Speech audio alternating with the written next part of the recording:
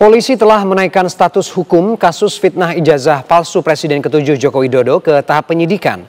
Kubu Roy Suryo CS geram karena tak dilibatkan selama proses gelar perkara. Dengan penetapan status penyidikan, polisi dinilai bakal segera menetapkan tersangkanya.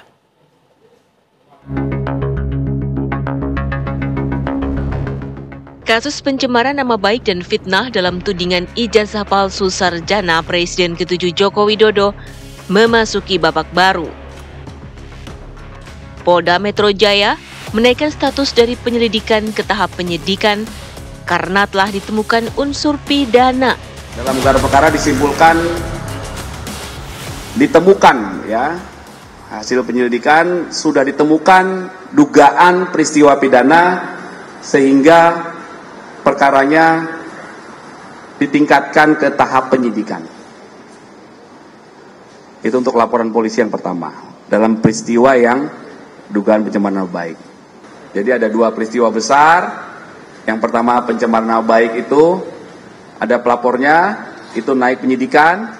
Kelompok kedua penghasutan dan undang-undang ITE. 3 laporan naik penyidikan, 2 laporan akan segera diberikan kepastian hukum karena pelapornya mencabut laporan polisi dan tidak hadir dalam undangan klarifikasi. Kuasa hukum Roy Suryo, Ahmad Hosinuddin, kecewa karena selama gelar perkara tak dilibatkan.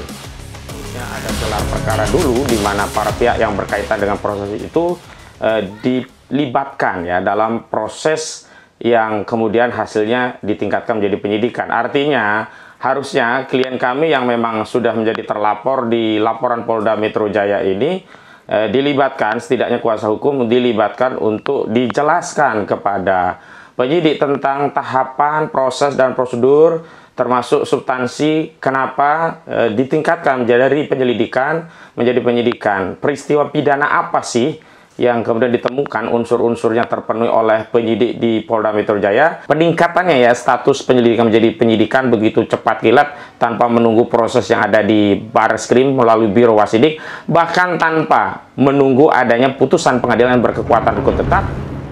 Penetapan status penyidikan oleh polisi dinilai sudah terpenuhi untuk menetapkan tersangka. Yang paling kuat itu UGM sudah mengatakan ijazahnya asli, itu yang pertama. Yang kedua, lab for Barreskrim juga. Nah, ini yang dinamakan kebenaran formin atau legal truth. Dan sistem pembuktian di Indonesia ini, mohon maaf, rendah memang. Fokusnya adalah kepada 2 alat bukti, kuantitas. Dan ini sudah terpenuhi, bukan hanya untuk melakukan penyidikan, tapi juga menetapkan tersangka. Nah, tetapi ini sekarang dilakukan dengan hati-hati, dengan step by step. Begitu. Nah, persoalannya siapa nanti jadi tersangka, itu tinggal waktu. Jadi kalau sudah pasti nih ada kejahatan, polisi sudah menganggap ada kejahatan, tinggal mencari siapa yang jahat. Dan dengan bukti-bukti itu sederhana saja mencari siapa yang jahat. Apakah Polda Metro Jaya akan segera mengumumkan tersangka kasus fitnah tudingan ijazah palsu Jokowi? Dari Jakarta, tim TV One mengabarkan.